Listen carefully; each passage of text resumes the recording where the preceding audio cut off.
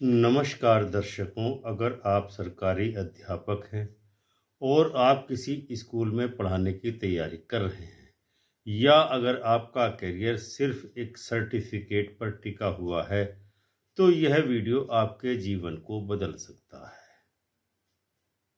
क्योंकि 31 अक्टूबर 2025 को supreme court ने एक ऐसा फैसला सुनाया जिसने उत्तर प्रदेश ही नहीं वरन पूरे देश के लाखों शिक्षकों की किस्मत ही पलट दी है।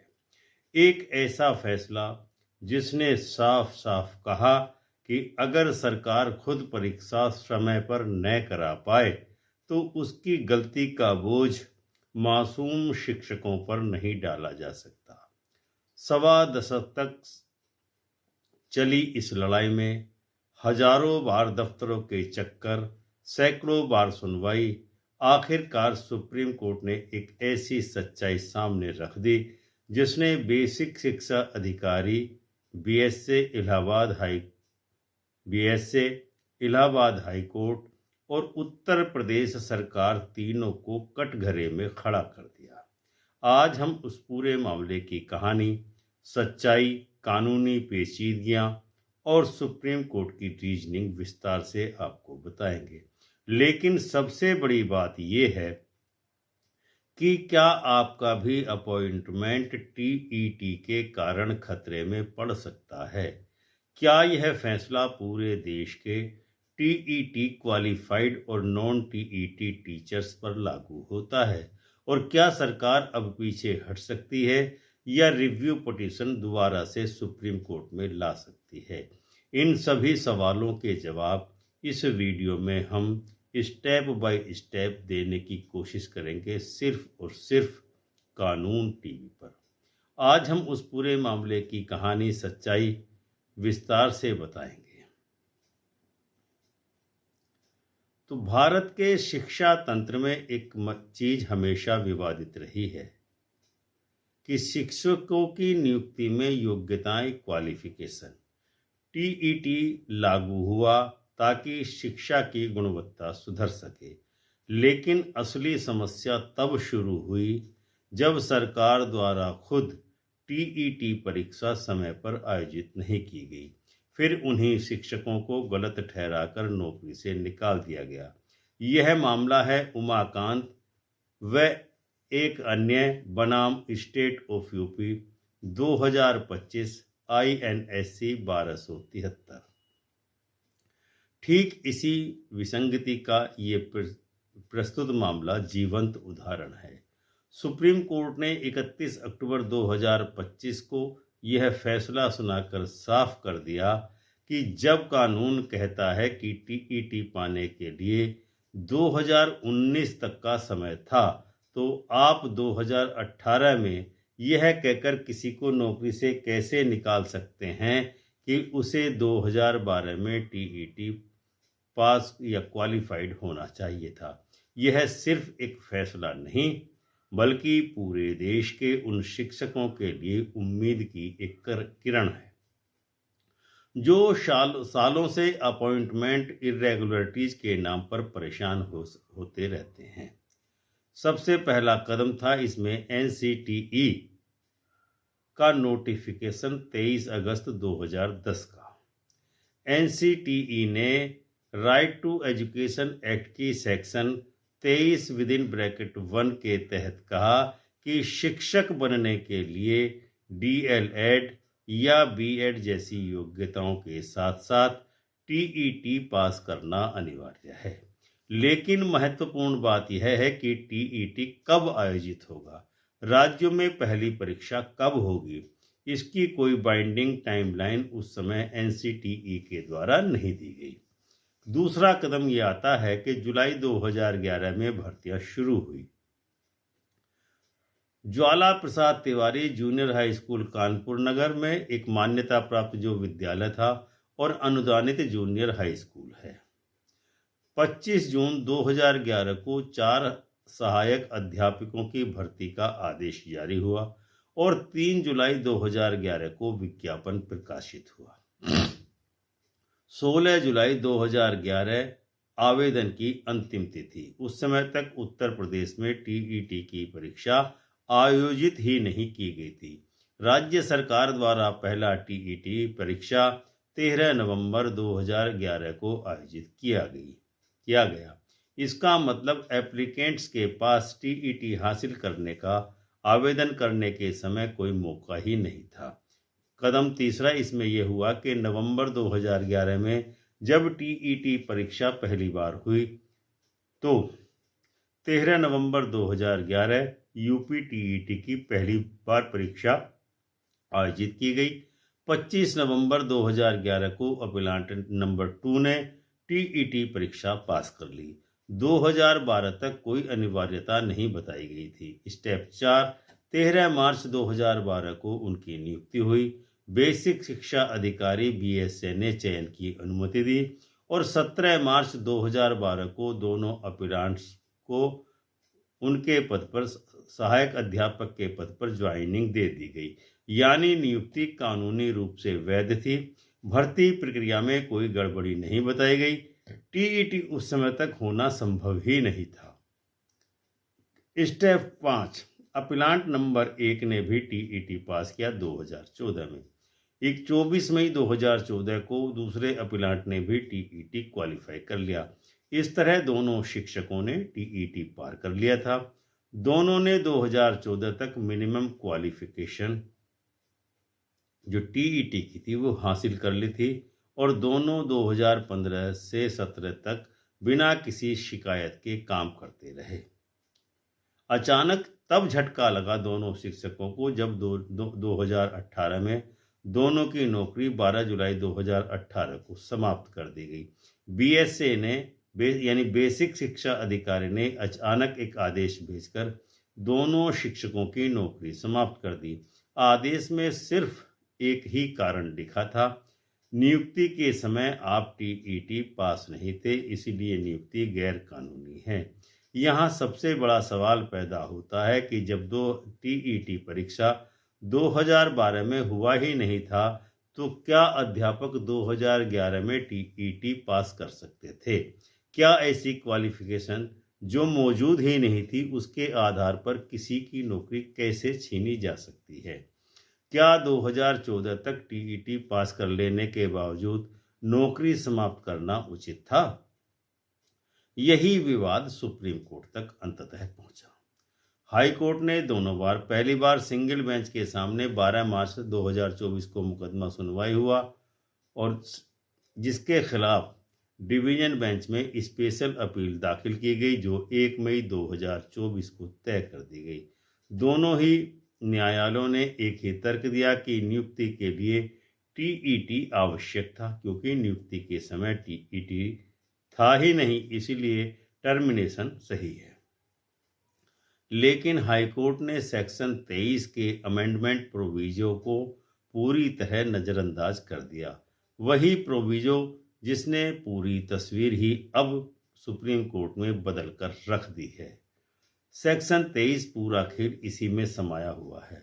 9 अगस्त 2017 को राइट टू एजुकेशन एक्ट की धारा 23 में एक महत्वपूर्ण संशोधन किया गया, जिसमें न्यू सेकेंड प्रोविजो जोड़ा गया, जिसमें कहा था कि जो भी शिक्षक 31 मार्च 2015 को अपने पद पर नियुक्त थे, अगर उनके पास मिनिमम क्वालिफिकेशन टीईटी की नहीं थी तो उन्हें 4 साल यानी 31 मार्च 2019 तक योग्यता हासिल करने का समय दिया जाएगा, जिसका सीधा सा मतलब था कि 2015 तक जो भी शिक्षक नियुक्त थे उन्हें टीईटी क्वालिफाई करने का मौका था। 2019 तक टीईटी हासिल करने की वैध अवधि थी। बिना क्वालिफिकेशन वाले शिक्षक भी 2019 तक सुरक्षित थे। अब विवादित मामला जो प्रश्नगत मामला है उसमें क्या गड़बड़ी हुई? दोनों अपीलांट 2012 से नियुक्त हुए, दोनों 2015 में पद पर कार्यरत थे, दोनों ने 2014 तक टीईटी परीक्षा पास कर ली थी। तो क्या वे 2019 तक क्वालिफिकेशन हासिल करने की सीमा से पहले क्वालिफाई नहीं हो गए थे? हाँ, पूरी तरह क्वालिफाई हो चुके थे। वो तो टर्मिनेशन क्यों किया गया? यही हाई कोर्ट ने सबसे बड़ी बेहद गंभीर कानूनी भूल कर दी। सुप्रीम कोर्ट में जो दोनों ओर से तर्क दिए गए, दोनों पक्षों ने क्या किया? जब केस सुप्रीम कोर्ट में पहुंचा तो दोनों पक्षों ने अपने अपने तर्क पूरे दमखम के साथ अब सुप्रीम कोर्ट में प्रस्तुत किए। अपीलांट और शिक्षकों का तर्क था, जिसको सीनियर एडवोकेट अमित आनंद तिवारी ने प्रस्तुत किया। पहला टीईटी की ही नवंबर 2011 में हुआ। इसका मतलब 2011 के विज्ञापन के समय टीईटी पास होना संभव ही नहीं था।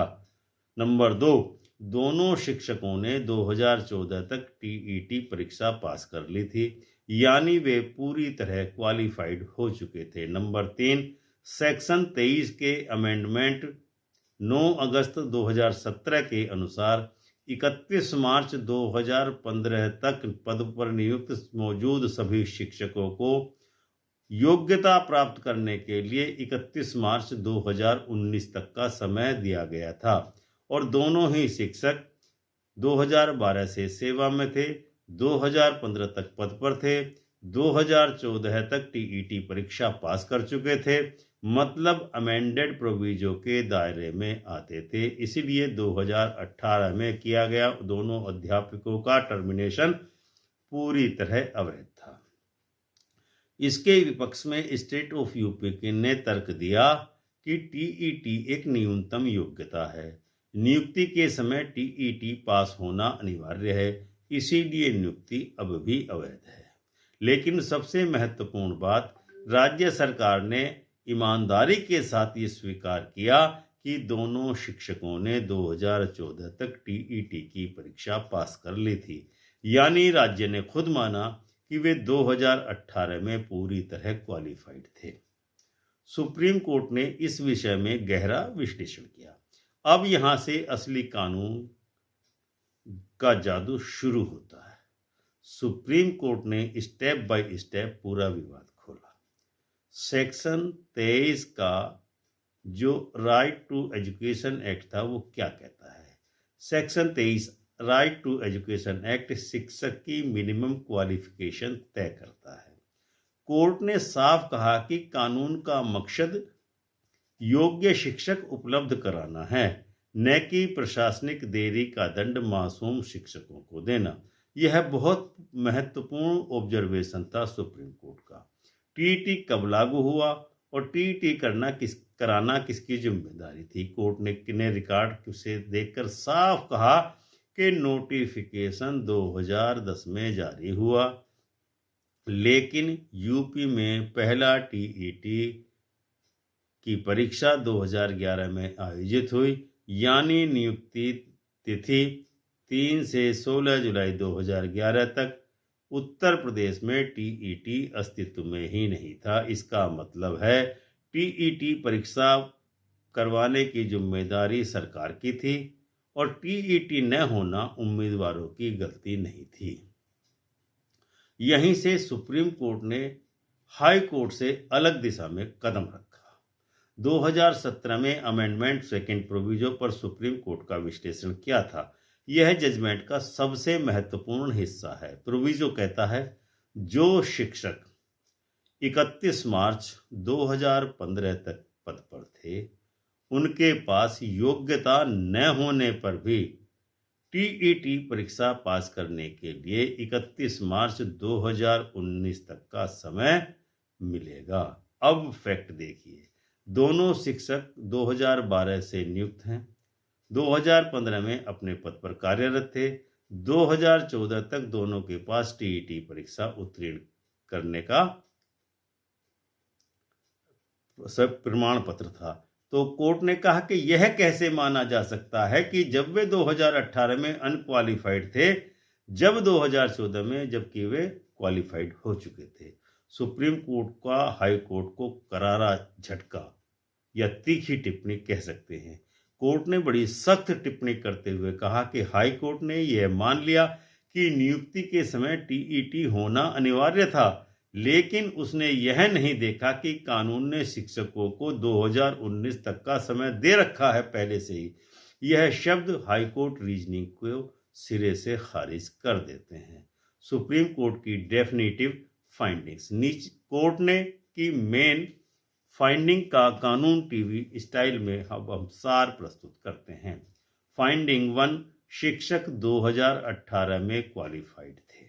कोर्ट ने कहा 24 मई 2014 तक दोनों शिक्षकों ने टीईटी परीक्षा पास कर ली थी, इसीलिए वे 12 जुलाई 2018 को पूरी तरह क्वालिफाइड थे।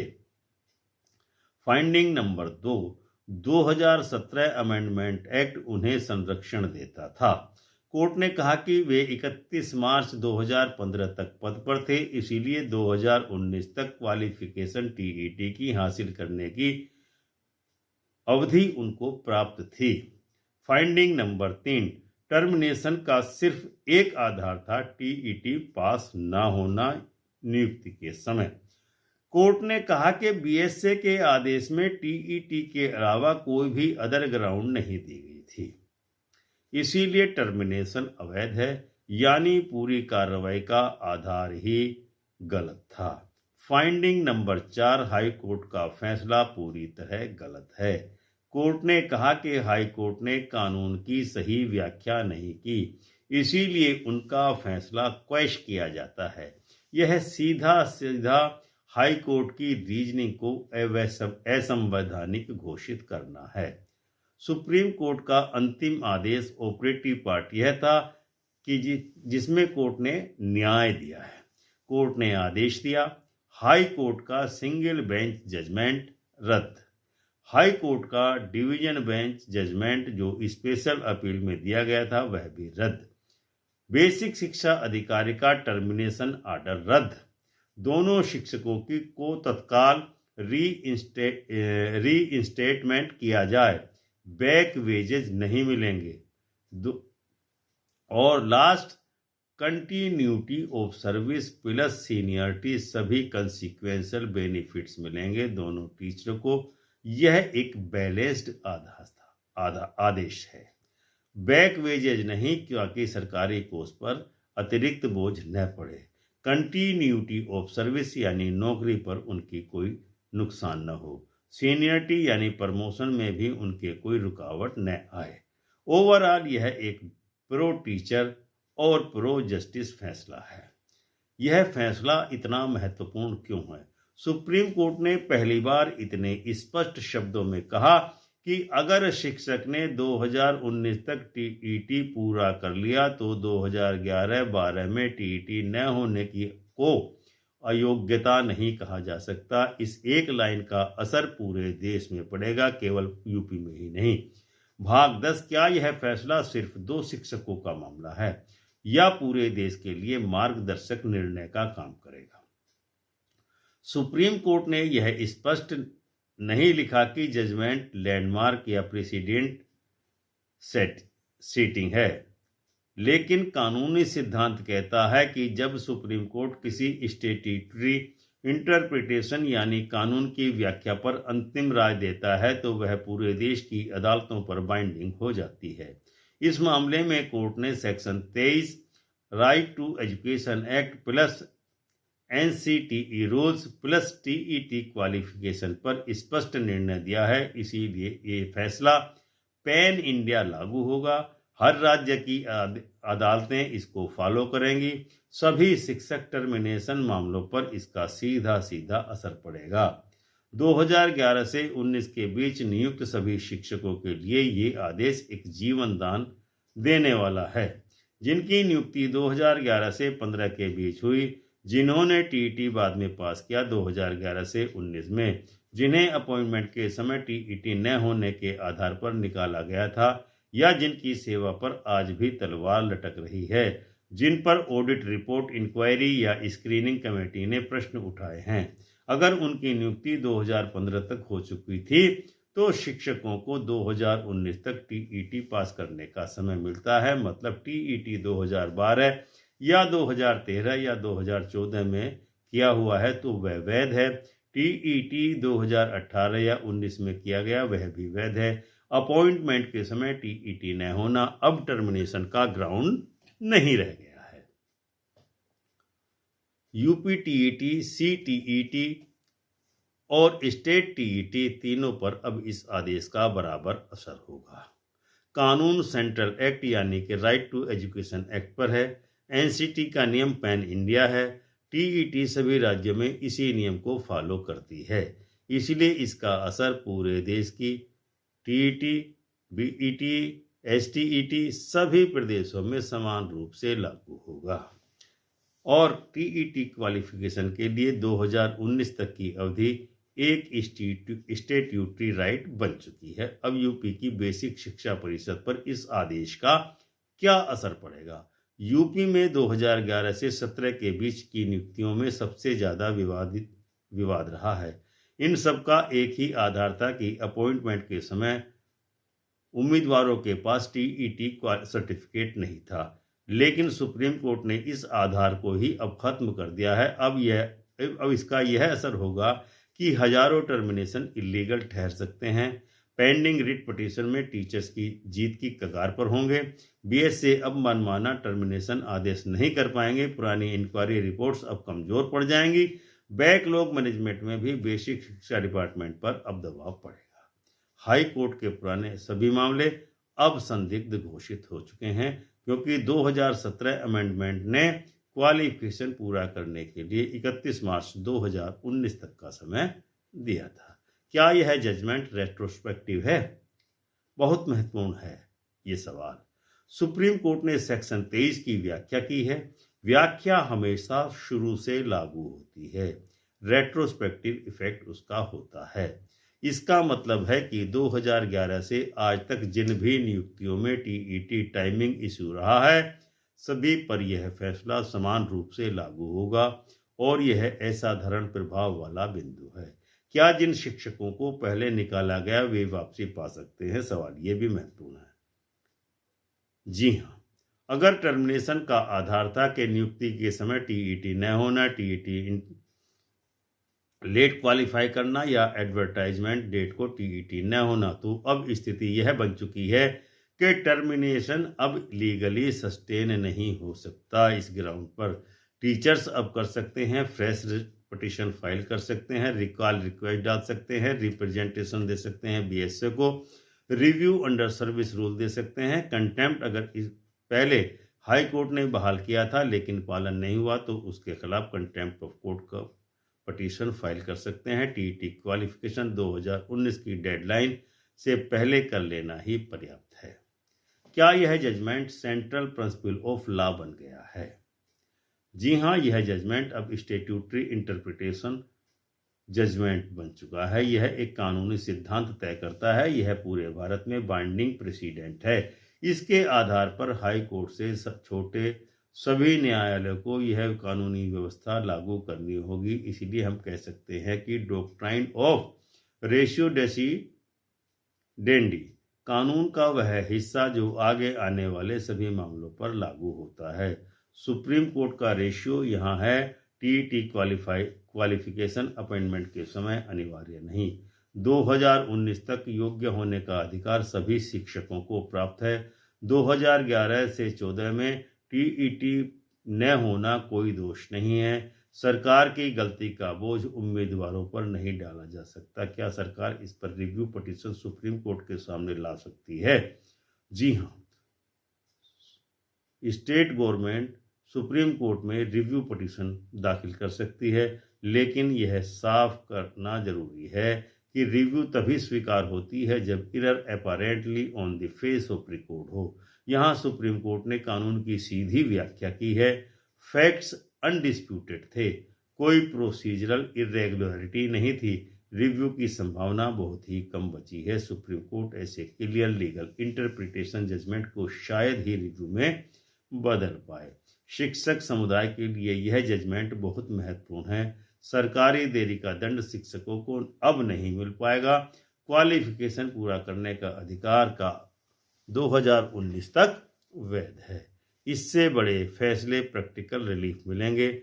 आर्बिट्रेरी टर्मिनेशन रुकेगा। बीएसए या डीआईओएस द्वारा रैंडम कैंसिलेशन खत्म होगा। इंक्वायरी कमीशन अब नियमों के भीतर काम करेंगी। पहले से कार्यरत शिक्षकों की नौकरी सुरक्षित रहेगी। रीइंस्टेटमेंट के रास्ते खुलेंगे। यह फैसला यूथ टीचर्स के लिए कैरियर सेफ्टी का एक कवच बनकर उभरा है। शिक्षा क्षेत्र की नियुक्तियों में यह आदेश सर्वोच्च कवच बन गया है। दोस्तों, आज आपने भारत के कानून की वह ताकत और जादू देखा जो सबसे कमजोर की भी आवाज बन जाती है। Umakant versus state of UP 2025 INSC 1273।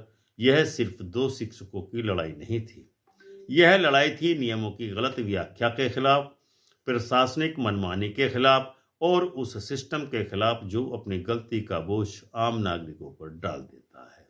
लेकिन सुप्रीम कोर्ट ने साफ कहा कि कानून का उद्देश्य सजा देना नहीं बल्कि न्याय देना है। एक तरफ बीएसए ने कहा कि टीईटी नहीं था इसलिए नौकरी गलत, हाई कोर्ट ने कहा कि नियुक्ति के समय योग्यता नहीं थी इसलिए बरकरार नहीं रह सकती नौकरी। लेकिन सुप्रीम कोर्ट ने वह देखा जो शायद सबकी नजरों से छूट गया था। क्या राज्य ने टीईटी समय पर कराया? क्या उम्मीदवारों को मौका मिला? क्या दोनों शिक्षकों ने 2019 की सीमा से पहले टीईटी क्वालिफाई कर लिया था? और जब जवाब हाँ था तो न्याय केवल एक ही था, टर्मिनेशन रद्द करो और दोनों अध्यापकों को तुरंत बहाल करो। और यही हुआ। यह फैसला इसलिए ऐतिहासिक है क्योंकि यह हजारों टर्मिनेशन शिक्षकों को एक उम्मीद की किरण दिखाता है। यह बताता है कि कानून लिटरली नहीं लॉजिकल होता है और यह सिखाता है कि प्रशासन कितना भी बड़ी शक्ति रखता हो लेकिन अंतिम शक्ति न्यायालय की ही होती है। तो अगर आप शिक्षक हैं, अगर आपका करियर क्वालिफिकेशन के विवादों में फंसा है, अगर आपकी नौकरी पर तलवार लटके है तो यह जजमेंट आपके लिए लाइफ लाइन है और सुप्रीम कोर्ट आपके साथ खड़ा है। तो दर्शकों, यह था आज का वीडियो। हमें उम्मीद है कि इस वीडियो में दी गई जानकारी आपको अवश्य ही पसंद आई होगी और आप इस वीडियो को, इसकी नॉलेज को अन्य लोगों तक पहुंचाने के लिए इसको निश्चित ही शेयर करेंगे, वीडियो को लाइक करेंगे, चैनल कानून टीवी को सब्सक्राइब करके हमें कृतार्थ करेंगे। और मिलते हैं अगले किसी वीडियो जजमेंट के साथ अपने इस कानून टीवी चैनल पर। तब तक के लिए आज्ञा दीजिए। नमस्कार, जय हिंद, जय भारत, जय संविधान।